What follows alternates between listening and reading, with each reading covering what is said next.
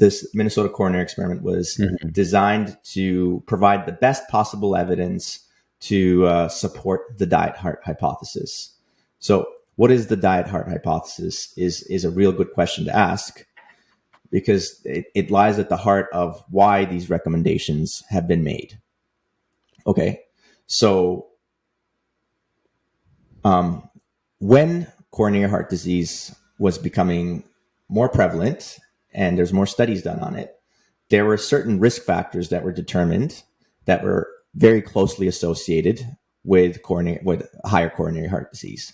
The main ones were physical inactivity, smoking, high blood pressure, and high LDL cholesterol. Okay, so LDL cholesterol, what is that? Do you know what that is? Should I explain that? There's HDL, LDL, low density lipoprotein. Something. Yeah, lipoprotein. I still got some of that high school chemistry, biology. Yeah. Sorry, go ahead.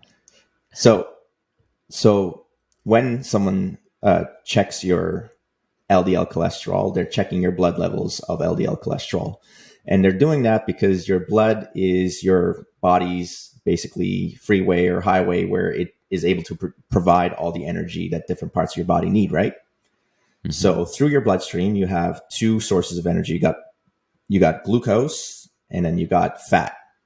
Now, glucose is hydrophilic. It can be in the bloodstream just fine. The fat is hydrophobic. It can't just be in the bloodstream. It needs a packaging molecule around it. It needs think of it like a boat. It needs something that can carry it around. So that's what this low density lipoprotein or high density lipoprotein. There's all sorts of different lipoproteins that have different functions in the body. And so LDL cholesterol is talking about the amount of cholesterol that is found in these LDL, low density lipoprotein particles that are carrying cholesterol, but also fat molecules. They're called triglyceride molecules, but basically fat molecules that will provide energy for your body. They're carrying all this around your body, providing energy for you. And it just so happens that for some people, when you measure LDL cholesterol and they have high levels of LDL cholesterol, there's an association with also high levels of coronary heart disease. And this comes back to the point you're making about science again. A lot of science is reductionist thinking. We try to make things a little bit more simple so that we can understand it better and see if we can manipulate things and learn something, right? But we can't just stay in the reductionist thinking. We have to also get back to a bigger picture and try to kind of see the forest before the trees, because the model that we use is often incomplete, right? So somebody was like, oh, high LDL is associated with high heart disease. And we know that if you change saturated fats for polyunsaturated fats, your LDL goes down. So that must be good for your heart. But with studies, we can show definitively if you change saturated fat to unsaturated fat in your diet, you will lower your LDL. But it's never actually been shown that when you lower your LDL through diet like that you actually have an impact on your heart disease outcomes. It's always, in most studies, no statistical significance and no improvement in coronary heart disease outcomes. And if you guys watch my other video on statistical significance, then you should know what that means. And if you didn't, go check that out, because this is where those things are actually important. Because if it doesn't meet that threshold, then in essence, it's just nor here nor there. It's just we don't know. It's random.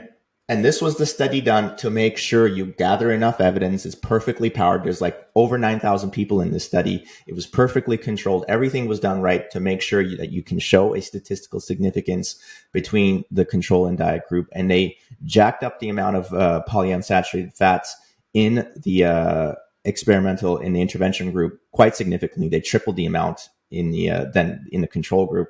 And just to even mess with things a little bit too, is for the control group, they had some trans fats in there, but not for the intervention group, just to mess with the control group and make it seem worse than it actually is. So Right. most people know that So trans the fats have been like discontinued, and most food products are not allowed to have trans fats in them. But so the mhm, control group had saturated fats and trans fats, but the mhm, intervention group did not have the trans fats and had the saturated fat replaced with polyunsaturated fat. So mhm, mhm. that's So another just thing that you have further to really tease out. demonstrating. Yeah, exactly. Which really goes to show how the devil is truly in the details, because if you're just taking a cursory look at a study, you might miss those types of important things. But then when you're actually looking at the details, it's like, oh, wow, that's actually a very relevant factor.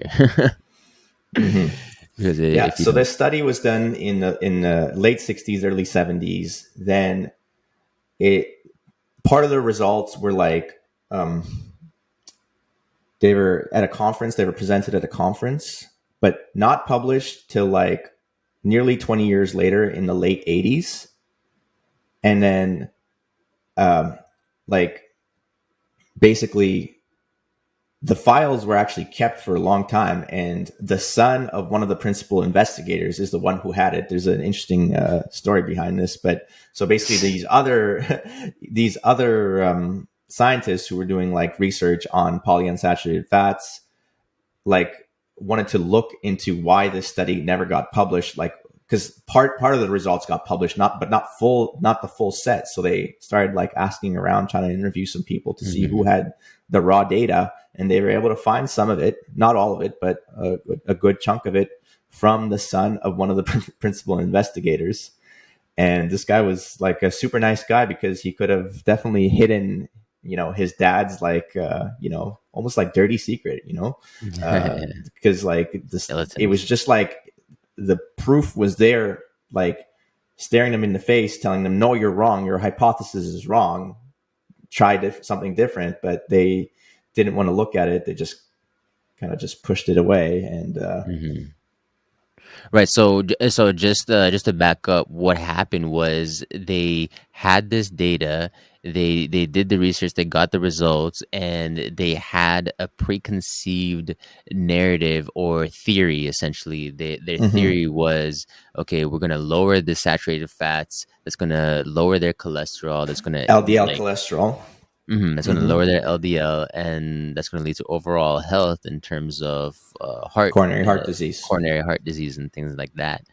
But Hmm. what happened was they found that there was no impact, in fact. And instead of publishing this information, they decided to shelve it, hide it, and Hmm. only Not just no and impact.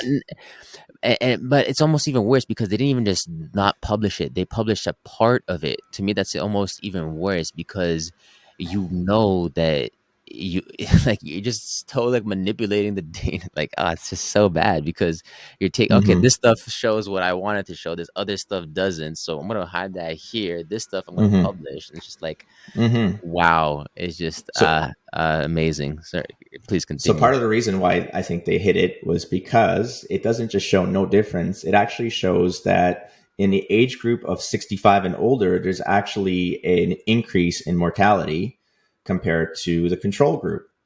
And so this is a Hmm. really cool study because it's one of the few studies that actually includes both women and people over the age of 65 in the study. A large proportion of people in that participated belong to those two categories, and that's like we take it for granted that like studies are done on everybody, but it's actually not true. Their studies are generally done on a small cross section of people, and then we extrapolate that to be the same for like other people, but it might not necessarily be.